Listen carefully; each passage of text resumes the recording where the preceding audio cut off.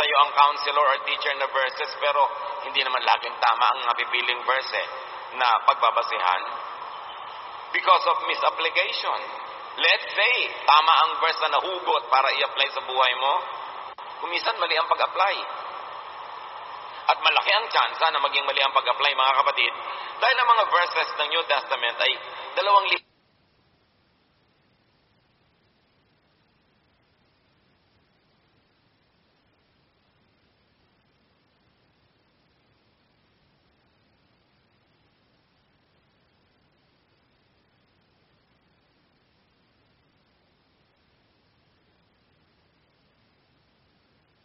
taon na. Mga katuruan na ito, paano mo huhugutin yan mula sa kanilang lugar at sa kanilang panahon at i-apply mo sa iyong lugar at panahon ngayon na tama ang application mo? Madalas magkabisala. Madalas malulugi ka because of out of context application of verses. And sometimes because of the one-track mind of the counselor. Karamihan ng mga religious counselors, preachers, and teachers ay may korte ang utak. Kung nag-aaral sa ganong seminaryo, ganun ang korte ng utak nun. Kung miyembro o pinuno o ministro ng isang sekta, ng isang kongregasyon, ganito korte ng utak nun. May iba-ibang korte. Kaya kung kanino kang utak ngayon, humingi ng payo, may korte ang lalabas na payo doon. At yun ba ang pinakamagandang korte para sa'yo?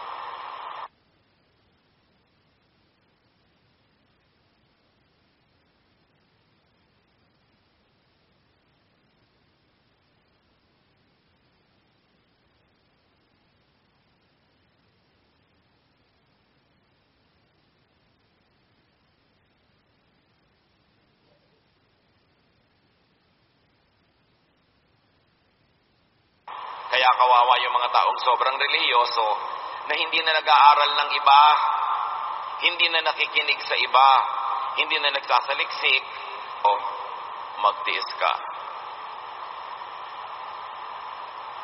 Imbes na hanapan mo ng satisfaction ang sarili mo, ang ituturo sa iyo magtiis.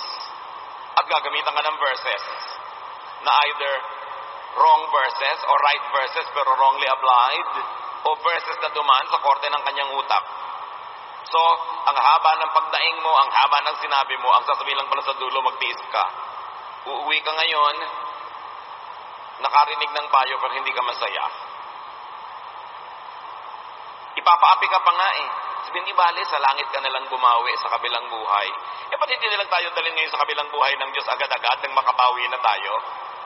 Kung talagang yan ang gusto ng Diyos para sa buhay natin, ng makabawi. Ito pa ang payo, magpasensya ka.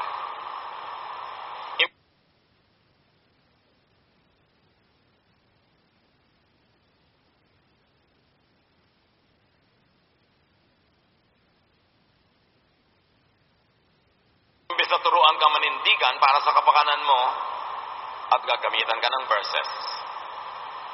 Gumawa ng dapat. In other words, kung pinagsama-sama nyo ang lahat ng payong ito lang yon. Deny your humanity. Itanggi mo na tao ka. Kunwari, santo ka, santa, anghel. Huwag mong pakinggan ang nadarama mo, huwag mong pakinggan ang gusto mo. Walang kwenta yan. Itapon mo lahat ang iyong pagkatao. Deny your desires. Deny your aspirations. Yan ang ipapayo. Imbes na sabihin sa iyo, magpakatao ka at magpakatotoo ka,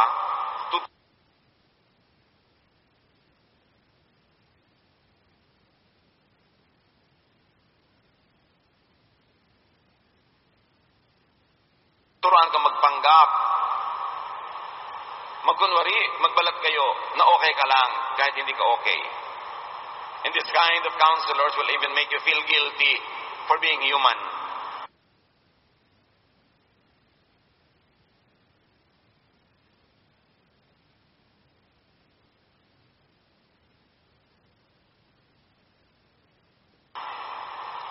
Mula ay meron kinalaman sa kabilang buhay, sa espiritu, sa espiritual. Pero tayo ay katawan, espiritu at kaluluwa. Magkakasama sa isang tao yon. Pero ang usong-usong uri ng pananalig at pagbabasa at pag-a-apply ng kalooban ng Diyos sa buhay ng tao nung New Testament times ay yung masama ang katawan, masama ang gusto mo, masama, kalaban mo ang iyong mga appetites, evil ang lahat ng material na bagay.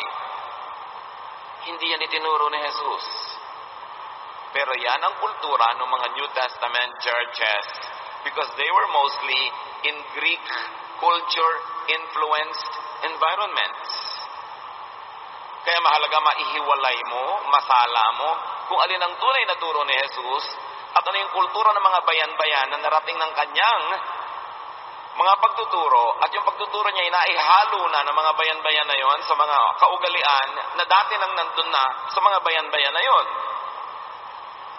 Yung sobrang pagtanggi sa mga gusto ng katawan, ginhawa, sarap, hindi yan galing kay Jesus.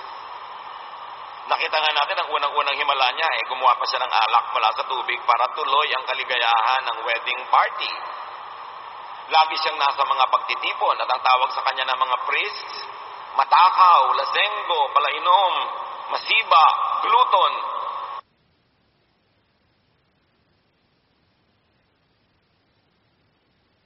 Kasi talagang pagkakainan, kumakain siya. Pag may mga handaan, pumupunta siya, nakikipagsaya siya sa mga tao, nakikihalubilo. Sinong Jesus ang kilala natin? Yung Jesus talaga ng Gospels o yung Jesus ng simbahan? Na pinapayat, pinagmukhang ubod ng pagkapayat-payat na Jesus, samantalang isang matipunong Jesus ang makikita natin sa Gospels. Bakit ganun? Pag pinayuhan ka ng mga relihiyoso, ang kakauwian, makokontrol ka.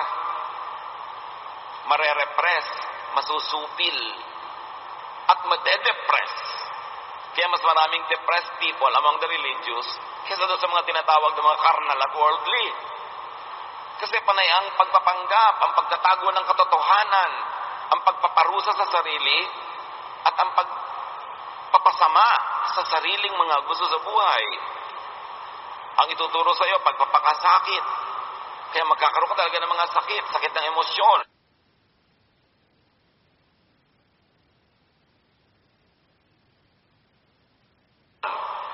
At pag damage ka na, magiging katulad ka nila.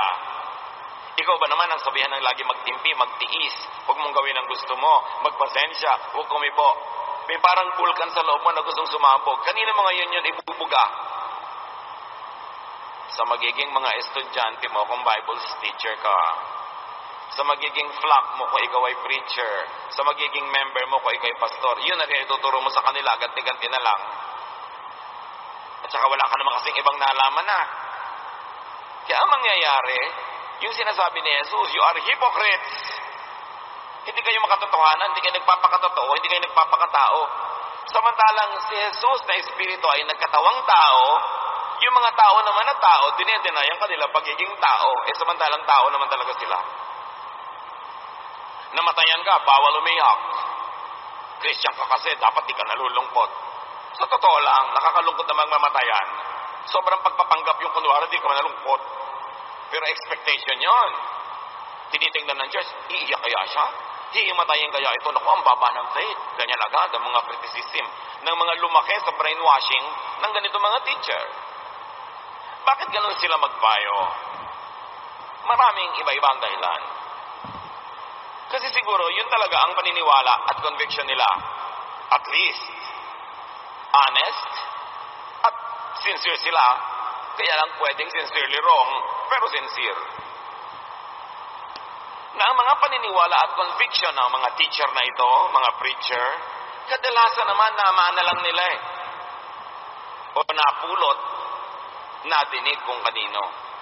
Tell me, brothers and sisters, gaano karaming tao ang merong religious belief na bago niya niyakap yung belief, bago niya sinundan at bago niya itinuro ay talagang sinaliksik niya. Pinag-aralan niya. Tiningnan niya ang puno at dulo. Tiningnan niya ang mga relasyon ng mga verses sa ibang mga verses. Binasa niya yung mga verses sa at least 3 versions or translations of the Bible para hanapin niya talaga yung pinakagitnang kahulugan.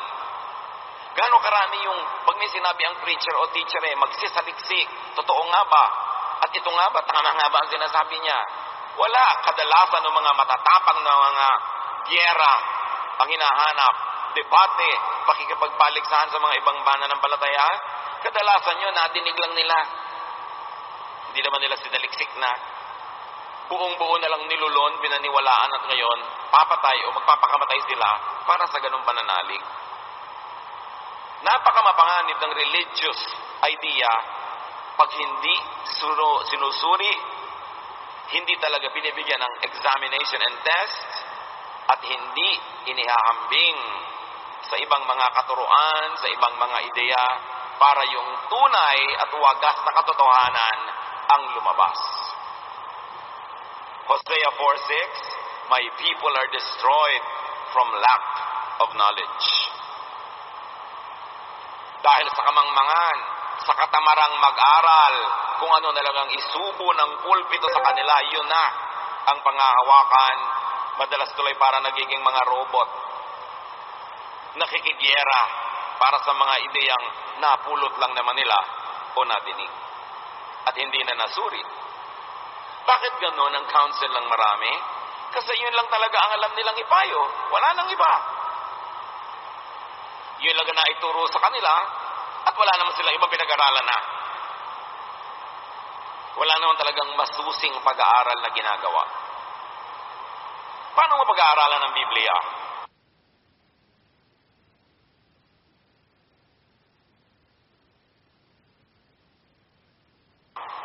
Una ang Biblia.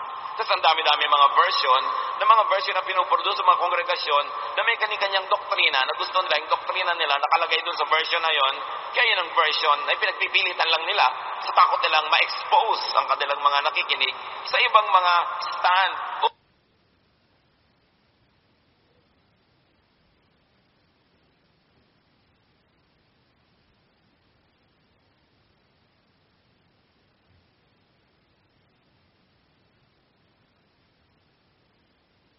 Pananaw regarding the same verses. So they control the version that you will read para hindi ka ma-expose sa ibang ideya.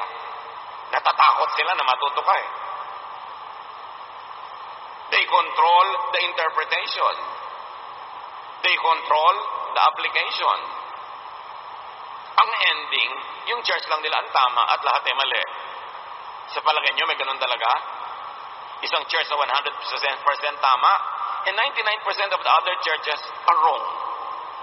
Isang kagilagilalas na kasinungalingan na pinaiiral mula sa pulpito at sa mga Bible schools para paglingkuran nila, itaguyod, itanyag ang sarili nilang mga kongregasyon.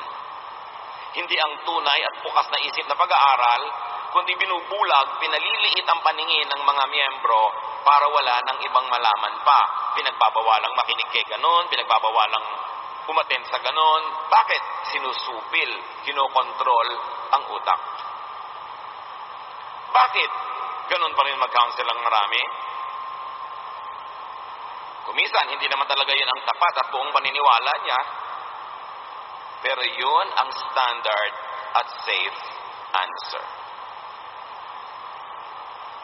Babae ka, binubugbog ng asawa, tinutusok ng ice pick paglaseng, binubusan ng kumukulong tubig, inuuwian ng venereal disease, magpapapayo ka kay counselor, at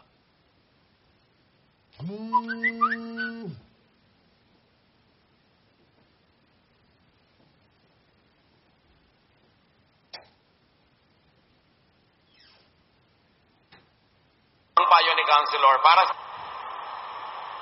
so uuwi ka, wala ka pa ring uwi na solusyon sa problema mo, mukha lang nagkaroon.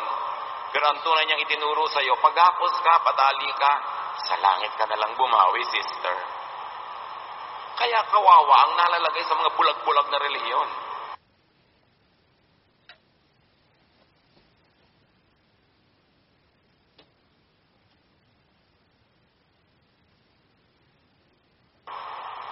Ayaw nung teacher, kahit ang konsyensya niya, budhi niya, gusto kang payuhan nung nakakapagpalaya, magpapanginawa sa iyo, pero baka mapagkamalan siyang hindi biblical. So, magdusa ka na lang, may awa ang Diyos.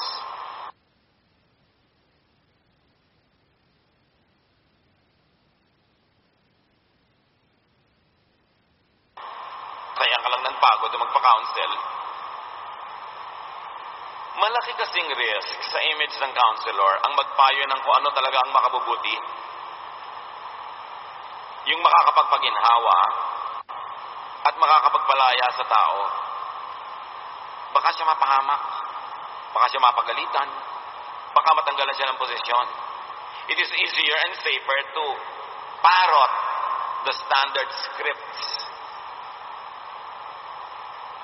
2 Timothy 4:3, the time is coming when people won't listen to good teaching. Instead, they will look for teachers who will please them by telling them only what they are itching to hear. At pwede yan, that the time is coming when teachers and counselors won't declare good teaching. Instead, they will only say what the traditionalists, what the conservatives, and what the critics and church bullies want them to say. Kaya dapat lagi nagsusuri. Yun ang kalakaran ng mundo kahit nung panahon ni Jesus. Pero si Jesus, paano nagpayo?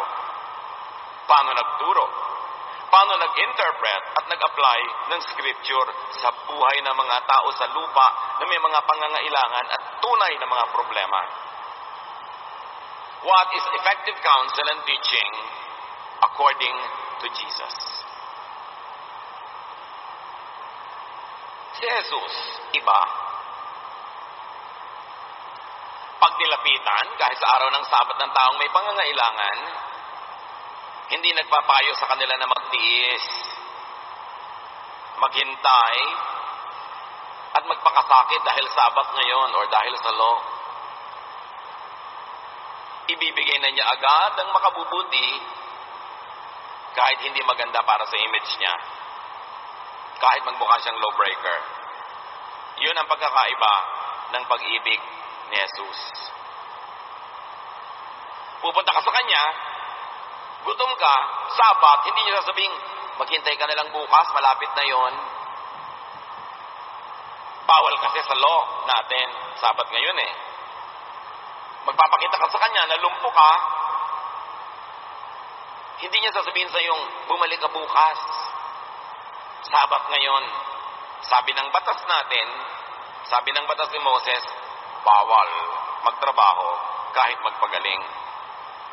Hindi ganon si Jesus. Kailangan mo ngayon, makabubuti sa iyo ngayon, ibibigay niya sa iyo ngayon, anuman ang sabihin ng mga conservatives. Ang mahalaga kay Jesus, yung ikabubuti mo, ikagiginhawa mo, mapulot ka sa hirap na yan. Sabi pa nga niya, Sabbath was made for man, not man for the Sabbath. Imagine that. Isa sa 10 utos, isa sa mga pinakamalalaki, matitibay at mahalagang institusyon ng buhay ng Israel ang Sabbath. Pag nagtrabaho ka ng Sabbath, they will stone you to death. Pero sabi ni Jesus, Sabbath, hindi naman nilikha ang tao para maging sunod-sunuran sa Sabbath. Nilikha ang Sabbath para pakinabangan ng tao. Ngayon, kung ang pag-observe mo ng Sabbath, hindi ka pakipakinabang sa'yo, pues don't observe it. Yun ang sinabi niya. Can you imagine kung gaano nakagigimbal at nakakayanig yung turo na yon kung maririnig mo in the traditional setting of Israel? Sobrang binangga mo ang pader ng templo. Sabi niya, kung hindi makakabuti sa'yo, kahit utos ni Moses, kahit tradisyon, kahit kaugalian, huwag mong sundin kasi hindi makakabuti sa'yo. Nilikha yan para ikabuti mo eh. Ba't nga ba nagkaroon ng utos sa Sabat? Kasi ang mga tao, yung mahihirap ng araw, walang day off. 7 days a week nagtatrabaho. So inutos ngayon yung Sabat, walang magtatrabaho sa Sabat. At para walang magpalusot, gawin ginawang strict at para sa lahat. Pero yun, nilikha para sa mga kawawa na walang pahinga. Pero eto ka ngayon, makakabuti sa yung may gawin ang kapwa mo, pagalingin ka, pakainin ka. E di huwag mong sundin yung Sabat kasi nandun yun sa ikabubuti mo. Kahit pa yung batas ni Moses, hindi mo ikakabuti ang application, hindi ka obligadong i-apply sa buhay. Yan ang problema sa mga nagtuturo na hindi naman nag-aaral ng history, hindi nag-aaral ng culture of the Bible lands. Kung ano na lang makitang verse, bulag na i-apply sa buhay kahit hindi bagay. Parang nakakita ng reseta uminom ng ganitong gamot 3 times a day, ay iinumin nga, hindi naman siya yung niresetahan. At ganun ang maraming verses sa Bible, mga kapatid. Mga reseta for specific people, for a specific city, for a specific group. Tapos nabasa mo ngayon, 2,000 years later, namamatay ka sa pagsunod, tapos dadaing ka kay Jesus, sasabihin ni Jesus, ba't ka sunod ng sunod? Hindi naman yung para sa iyo eh. Meron yan talaga para sa iyo. Hanapin mo. Merong hindi. Pag-aralan mo. Kaya dapat mag-aral. Mahirap pag ang nagtuturo ay mangmang. Kung ano-ano na lang ang application, napapariwara ang sumusunod. Mark 2:23-28. One Sabbath, Jesus and His disciples were walking through some wheat fields. His disciples were picking grains of wheat as they went along. Bawal yon. Kasi ang pagpitas ng anumang makakain ay trabaho. Bawal. Sabat. Some Pharisees asked Jesus, "Why are your disciples picking grain on the Sabbath? They are not supposed to do that." Jesus answered, "Haven't you read what David did when he and his followers were hungry and in need? It was during the time of Abiathar the high priest. David went into the house of God and ate the sacred loaves of bread that only priests are allowed to eat. He also gave some to his followers." So namimitas yung kanyang mga tauhan ng makakain at hindi po bawal mamitas kasi ang allowed, ang nagugutom na pamitas ng konti, huwag lang sobrang dami tapos ititinda niya pa niya palengke sobra. Walang ganon. Pero kahit hindi sa iyo yung puno, pwede kang pumitas, allowed yun ng law. Hindi yun ang bawal. Ang bawal ay sabat ngayon, walang mamimitas. At sabi sa kanya, "Anong mga alagad mo? Hindi niyo ba alam na bawal ngayong mamitas dahil sabat?" Sabi ni Jesus, gutom na eh. Gusto mo bukas pa? Hindi niyo ba natatandaan ang kwento tungkol kay David? Nung nagugutom siya at kanyang mga tauhan, pinasok nila ang templo. Kinain nila yung banal na tinapay na mga pari lang ang kakain. Galit na galit yung mga pari nun. Hindi nila malimutan sa history. Kaya yun ang inungkat ni Jesus. Sandatahan kasi yung mga tauhan ni David. Anong nagawa ng mga priests? Hindi sila nakakibo. Kinain yung mga tinapay. Napahamak ba sila, David? Hindi. Nabusog. Napasama ba sila? Pinagalitan ba sila ng Diyos? Hindi. Yung mga priests lang na nagalit. At sa dinami-rami ng maiuungkat ni Lord, yun ang inungkat niya kasi yun ang talagang malalim ang sugat sa templo. Yung panahon na alam ng lahat na pinasok ni David ang tabernacle, kinain niya ang banal na tinapay. Gutom sila eh. Nakita niyo yung Diyos, pati nung panahon ni David, di naman nagalit. Ang nagalit lang yung priest. Kahit ngayon, mga kapatid, madalas hindi naman Diyos ang nagagalit. Yun lang pastor o yung priest o yung leader. Dapat pinag-ihiwalay niyo yung galit ng Diyos at galit ng kapwa-tao. For Jesus, hunger and other needs are priorities. They are valid and they must be met no matter what the religious regulations are. Are you in love with Jesus? Kilala niyo ba si Jesus kung gaano siya kabuti? Madalas hindi natin nakikilala at nakikita si Jesus kasi nakatabing sa kanya ang relihiyon. Nakatabing sa kanya ang layer na mga belo na inilagay doon ng mga religious leaders. Hindi mo na makita si Jesus. Ang nakikita mo yung katuruan ng mga simbahan. We must put Christ back to Christianity. Dahil sobrang naligaw, naiba na. At sa pagpapatuloy ng Mark 2, verse 27, Jesus finished by saying, "People are not made for the good of the Sabbath. The Sabbath was made for the good of people. So the Son of Man is Lord over the Sabbath." Sabi niya, ako na anak ng Diyos na may kapangyarihan na nagsasabi sa inyo para sa ikabubuti ng tao ang mga religious regulation.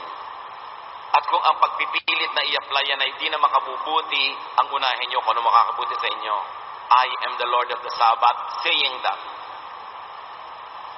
People are not made to just obey the rules. The rules were made for the benefit of the people.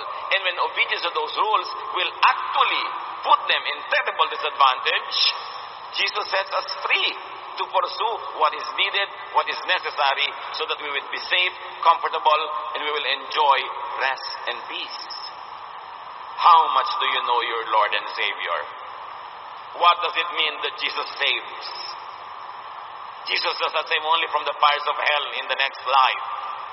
Jesus saves also from the small fires of little hells on earth created by religion.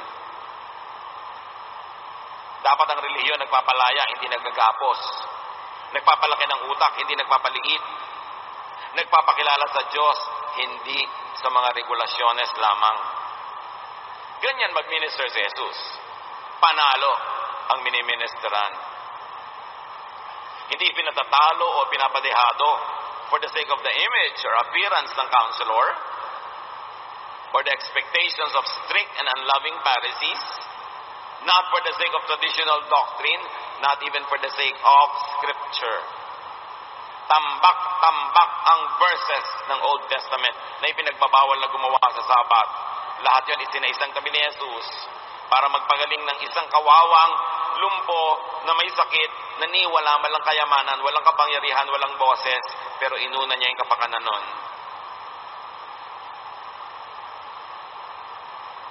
Maraming verses ang nasa isang tabi sa pagiging mabait at mabuti ni Jesus sa isang nangangailangan.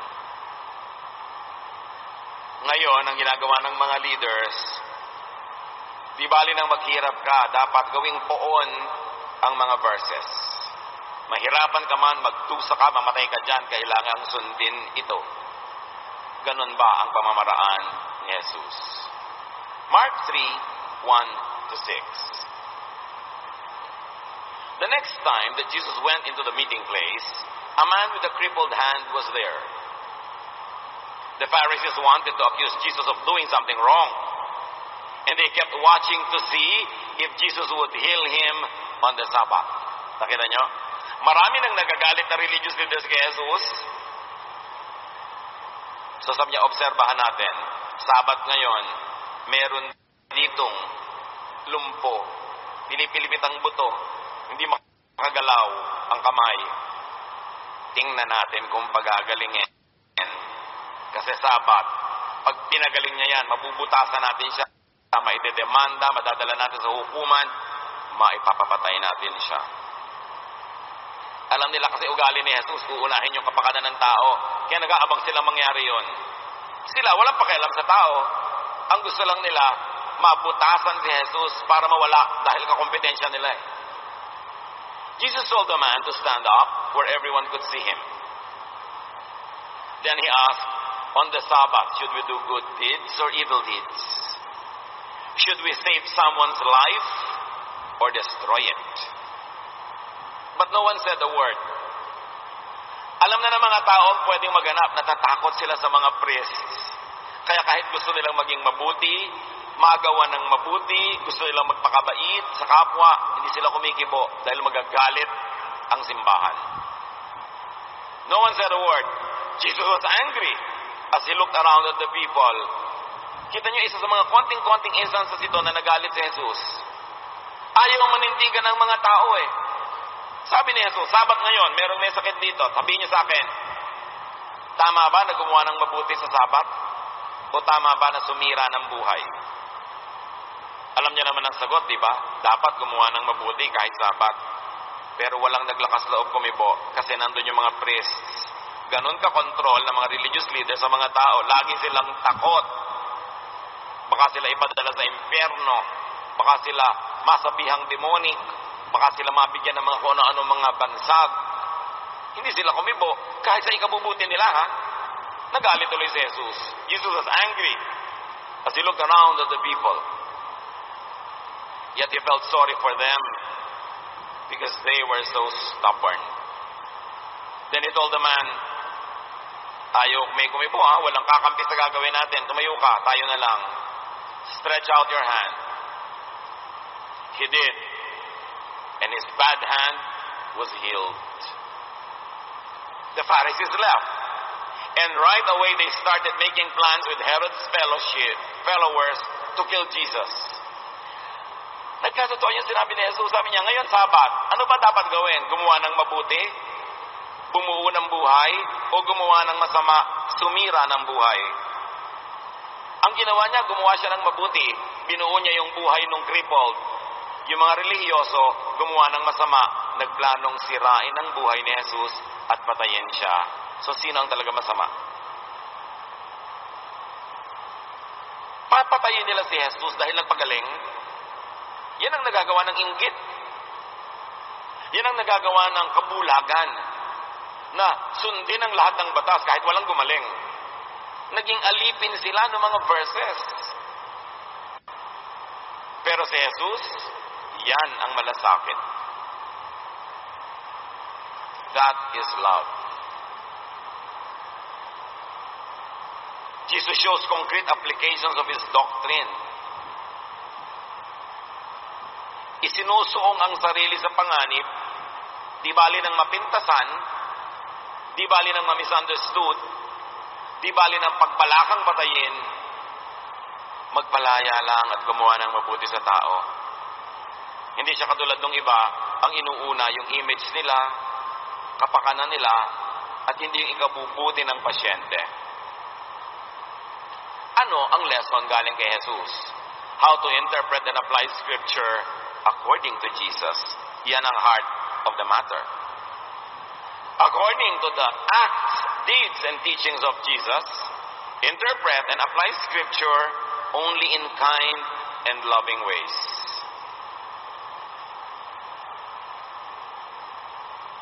Meron kang 10 commandments, meron kang 613 mitzvot or other commandments, meron kang tradisyon, meron kang nakasulat na mga scriptures kung nasaan ay nandun ang lahat ng ideya, inisip, attitude, taste ng bawat prophet, ng bawat disciple, ang daming katuruan, ang daming bawal, alin doon ang i-apply mo at paano?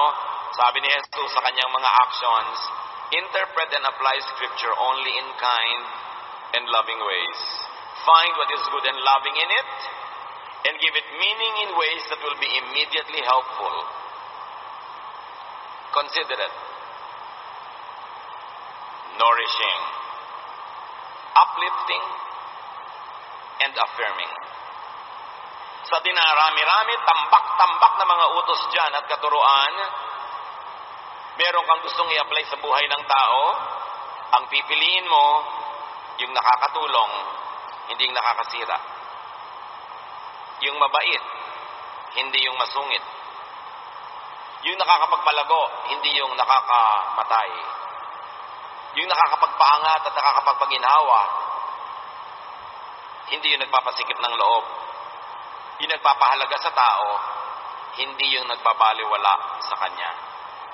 Remember ang sabi niya, Sabbath or religious laws were made for man. Sa ikabubuti. O may verses ka dyan, pero pag in-apply mo doon sa tao, masakit, hindi makakabuti, makakasama, masisiraan siya ng loob. Makakawawa siya, magbubutom siya, maaapi siya. Eh di wag yun ang i-apply mo.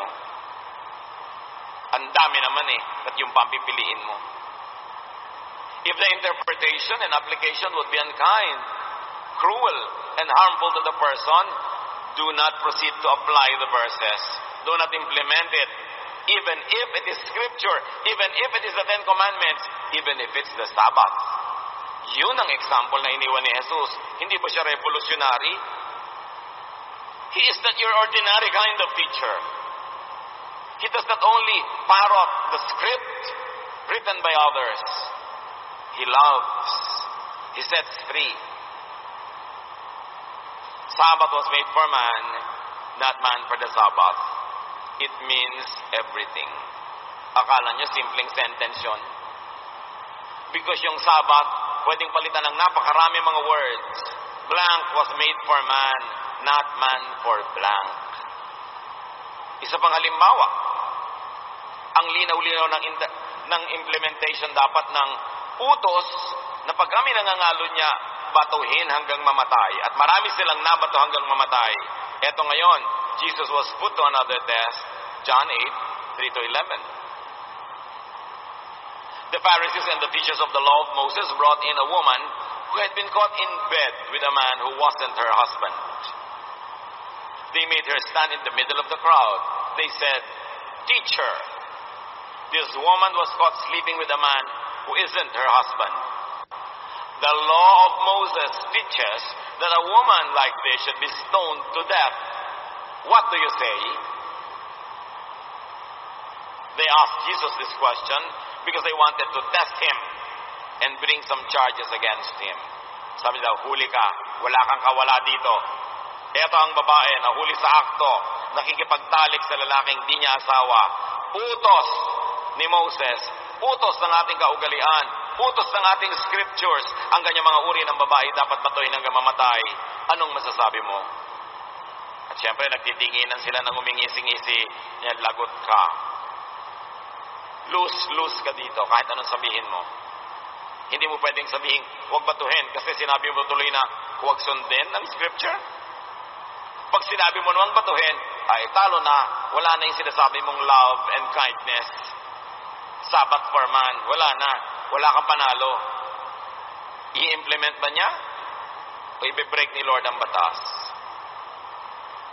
They knew that Jesus would not implement this because they knew it was a very unkind law. But they want to implement it nevertheless. Ayaw nilang tigilan ng katatanong si Jesus para masukol. Verse 7, they kept on asking Jesus about the woman. Finally, he stood up and said, if any one of you have never sinned, then go ahead and throw the first stone at her. More than Solomonic solution. Sabi niya, sige, di batuhin. Okay lang, batuhin ang may kasalanan. Pero dapat yung walang kasalanan ang babato. They were right. Jesus did not implement the law and the scripture. And it was unbelievably skillful. How did Jesus save this woman? By disqualifying his accusers from implementing the law. Ang ending pa rin, hindi na-implement ang law. Hindi tinupad, hindi sununod. Ang sabi ng scripture, ang sabi ni Moses. Kaya nga, Jesus is called friend of sinners.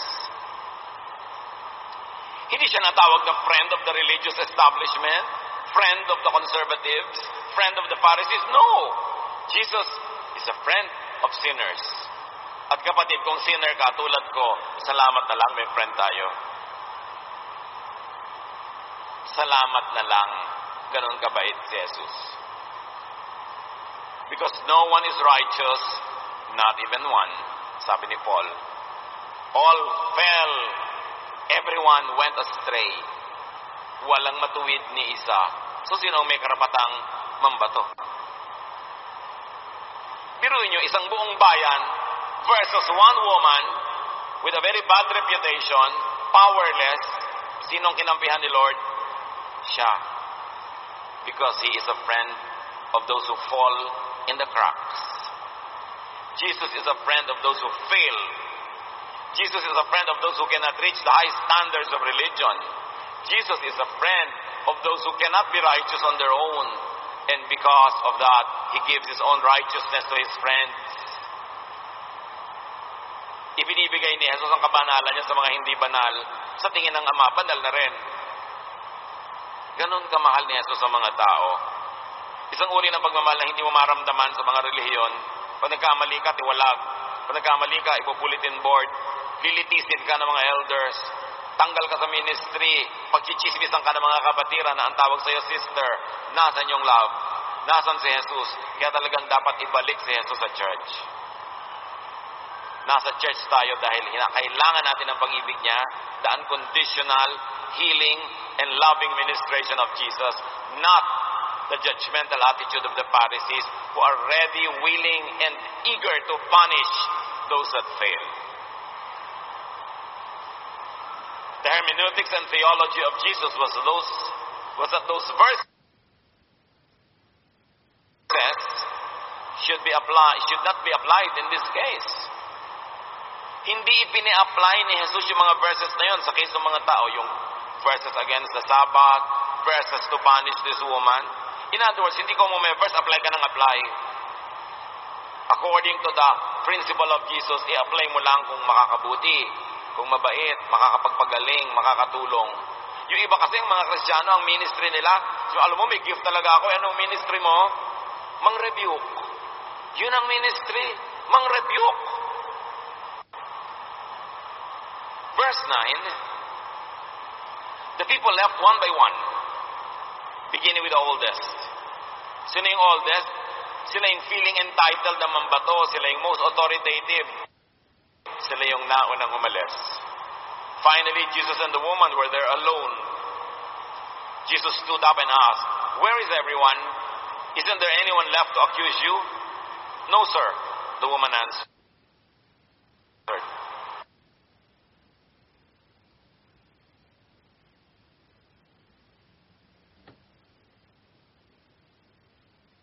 Then Jesus told her, "I am Raan." Hindi niya inusig yung babae dahil sa nakaraan. Pinaalalahanan lang niyang alagaan yung kinabukasan pa. Yung darating pa. Do not submit yourselves to the religious mob. Do not submit yourselves to the religious bullies. Talo kayo, babatuhin lang kayo, papatayin lang kayo. Huwag kayo sa kanila mag-submit. Submit yourself to Jesus. Panalo kayo. Mamahalin, tatanggapin, pagagalingin, paaalalahanan, tuturuan. In loving and being kind, did Jesus really break the law? Dapat masettle. Did he or didn't he break the law? Sa biglang tingin, he did. Utos yan di ba? Hindi pinatupad, he broke. Matthew 22:36-40. Teacher, what is the most important commandment in the law? Ang dami kasing law 10 commandments and 613 other laws. So 713 total. Jesus answered, "Love the Lord your God with all your heart, soul, and mind. This is the first and most important commandment. The second most important commandment is like this one, and it is, love others as much as you love yourself. All the laws of Moses and the book of the prophets are based on these two commandments." At totoo naman, kasi ang first 3 commandments tungkol sa pag-ibig mo sa Diyos. Pagkatapos ang susunod na, pag-ibig mo sa magulang, sa iyong kapitbahay, huwag mong nakawan, huwag mong agawan ang mga kanyang mga ari-arian, puro pag-ibig sa kapwa. Sabi ni Jesus, huwag na lang kayo malito, 2 lang ang utos. Ibigin mo ang Diyos ng buong puso, above all, at ibigin mo ang iyong kapwa gaya ng pag-ibig mo sa sarili mo. May binrake ba si Jesus sa mga ginawa niya? Wala. What seemed to have been broken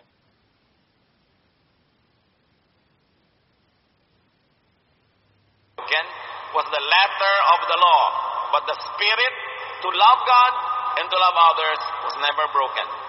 That is the higher meaning of the law, the spirit of the law, not the letter of the law. Jesus reinterpreted the law. Jesus returned to the original meaning and purpose of the law and the scripture. In so many words, Jesus rewrote the law. He never really broke it. He made it user-friendly. Jesus' law, Jesus' interpretation and application is the law of the Father, because Jesus is the divine, the deity that lived in bodily form. So kung ano ang inutos at ipinagawa ni Jesus, yun ang tunay na kalooban ng Diyos. Bakit ipinadala si Jesus sa lupa? Dahil naligaw na ng todo kahit ang templo sa Israel, kahit ang mga priest sa Israel, kahit ang kanilang relihiyon, hindi na yon ang ikinalulugod ng Diyos. Kaya kinailangang ipadala si Jesus magsakatawang tao para ituwid ang mga kamalian at ipamukha sa kanila. Mali ang basa nyo sa scriptures, sa mga tradisyon. Mali. Walang tama ni isa. Kawawa ang bayan. Kawawa ang mga tao. John 10:8-21, sabi ni Jesus, "Everyone who came before me was a thief or a robber." Isipin niyo sabihin ni Jesus, lahat ng nauna sa akin, magnanakaw. Lahat. Ninakawan kayo ng saya, ninakawan kayo ng ligaya, ninakawan kayo ng kalayaan, ninakawan kayo ng mga dapat niyong nilalasap sa buhay, ninakawan kayo ng kapayapaan, puro takot, puro guilt, puro panguusig, puro pananakot. Sabi niya, "I am the gate." Verse 9. Not them. All who come in through me will be saved. Through me, they will come and go and find pasture.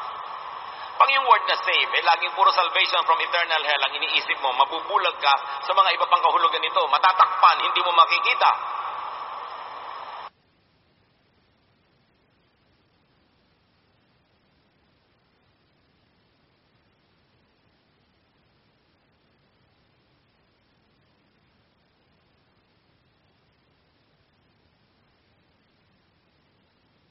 Pero maliligtas ka sa panguusig ng relihiyon. Maliligtas ka sa napakarami mga batas na hindi mo naman masunod. Light of the world, not them. I am the way, the truth, and the life, not what you have always known. I am your Savior, I am your shepherd, not them. Because everyone who went before me were robbers and thieves. Can you imagine that being said against the religious establishment? So save means save from hell, but also save from the Pharisees. Save from the Pharisaic interpretation and implementation of religion. Save from needless pain, from discrimination, from censure. Save from being stoned to death. That's what Jesus is for. Verse 10, magnanakaw daw yung mga nauna eh. A thief comes only to rob, kill, and destroy. I came so that everyone would have life and have it in its fullest. I am the good shepherd. They are bad. Hard workers are not like the shepherd. They don't care about the sheep. The people took sides because of what Jesus had told them. Many of them said, he has a demon in him. He is crazy. Why listen to him? But others said, how could anyone with a demon in him say these things? No one like that could give sight to a blind person. Nahati ang mga tao dahil mayroong maka-Pharisees pa rin. Sabi, may demonyo nakatira dyan sa Jesus na yan. Demonic yan, huwag kayong makinig. Baliw yan. At ngayon mga kapatid, magpakatino ka ng turo. Magturo ka ng turo ni Jesus na maibigin, mapagpalaya, mapag-aruga. Tatawagin ka ring demonic ng mga maka-Pharisees. There is nothing new. Sa halip na tingnan nila, yung demons inside of them, ina-assign nila sa iba.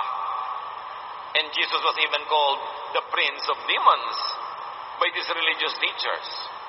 Baliw daw. Sapagkat ang tao sobrang nabulag na pag binibigyan mo ng liwanag, hindi na rin nila nakikita. Kung sinabi ni Jesus that everyone before me were thieves, many other thieves rose after Jesus. Matapos ang Panginoong Hesus ay magturo ng lahat ng ito at nawala na siya dito sa ating kapaligiran, maraming mga religious teachers, tinawag ang mga sarili nilang Kristiyano, gusto nila ibalik yung mga tao sa Pharisees, ibalik sa tradisyon, ibalik sa kaugalian. Bagong-bago pa lang ang church ni Lord, ang dami ng ganon. Kahit ngayon, ang mga tao, alam mo, tanggapin mo si Jesus bilang Panginoon tagapagligtas kasi salvation is by faith, not by works. Pagkatanggap mo kay Jesus, sasabihin na sa'yo, ayan, topu-topu. Natanggap mo na. Ngayon, works na tayo. Mula ngayon, walang katapusang works, walang katapusang relihiyon, walang katapusang bawal. Ibinalik lang sa dati. At ayaw ni Jesus noon.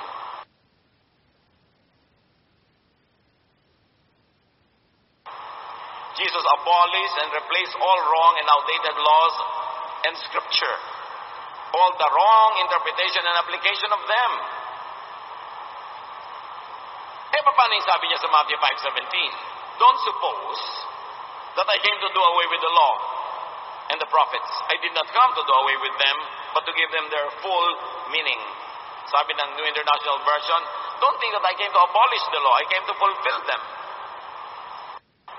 And that's it. Contemporary English Version says it very clearly. I did not come to do away with them, but to give them their full meaning. So, hindi talaga sinira ni Jesus o nilabag ang batas, ibinigay niya ang tamang pakahulugan. Clearly,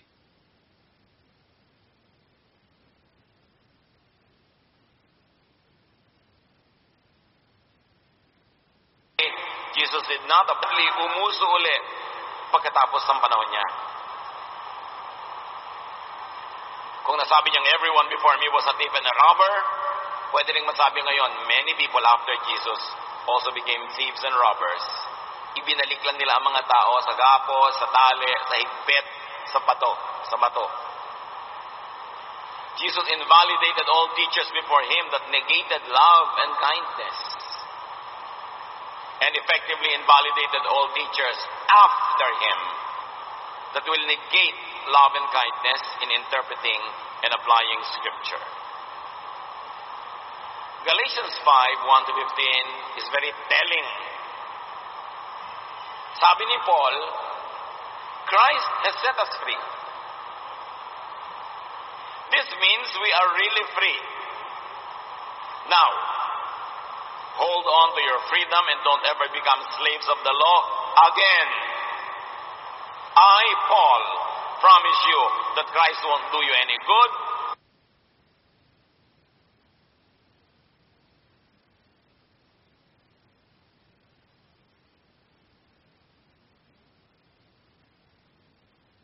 If you get circumcised. Ano yung context? Nagturo na si Jesus ng freedom from the traditions. Isa sa mga tradition ng Israel is circumcision. Nung dinala na ang Christianity sa mga non-Jews who were not circumcised, tinuruan sila ni Paul, hindi na kayo kailangan magpa-circumcise. Malaya na tayo sa mga Old Testament traditions na yan. Pinalaya na tayo ng dugo ni Kristo.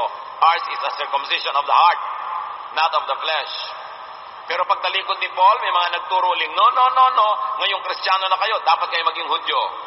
Dapat sundin niyo ang mga tradisyon ng mga Hudyo. Dapat kayo magpatuli. Dapat huwag kayong kumain ng ganito. Dapat hindi niyo gawin yon. Dapat maging Hudyo kayo. Sabi ni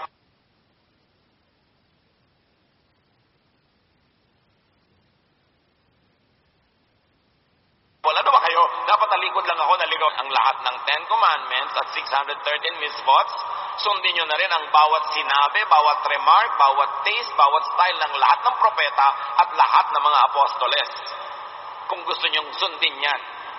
Kung magpapaalipin din lang kayo sa isang utos na yan, paalipin na kayo sa lahat. Bakit sa isa lang? Kaya sabi niya sa verse 3, if you do, you must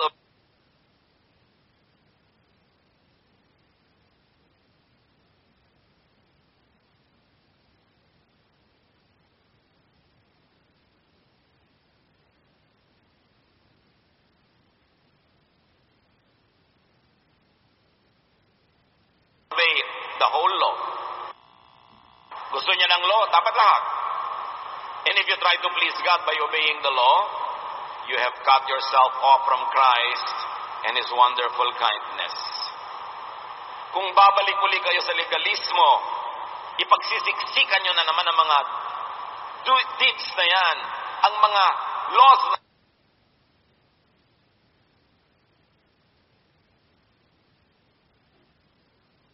na yan, Paul, yung nagbabalik pa sa ganyang mga kaugalian at mga katuruan, nakikipagkalas kay Kristo. Verse 5, but the Spirit makes us sure that God will accept us because of our faith in Christ. If you are a follower of Christ Jesus, it makes no difference whether you are circumcised or not. All that matters is your faith that makes you love others. Nakita nyo? Yung mga Israelite dati, kilala sila dahil circumcised. Hindi nila maikaila. Pero sabi ni Paul, kung gusto nyong makilalang Kristiyano, huwag nyong daanin sa circumcision. Huwag nyong daanin sa mga tradisyon. Huwag nyong daanin kung anong kakainin nyo at hindi kakainin. Isusuot at hindi isusuot. May tattoo ba kayo o may hikaw. Huwag nyong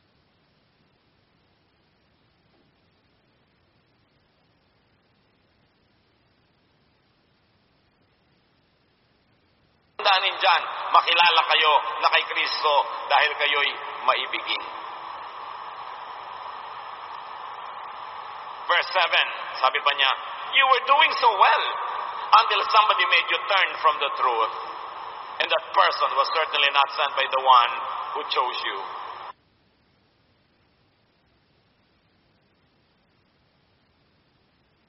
Meaning God. Sabi, okay na kayo eh. Napatalikod lang ako, nakinig na naman kayo kung kani-kanino. At ang pinakinggan nyo, siguradong hindi padala ng Diyos sa inyo. Ako ang nagsasabi sa inyo nun.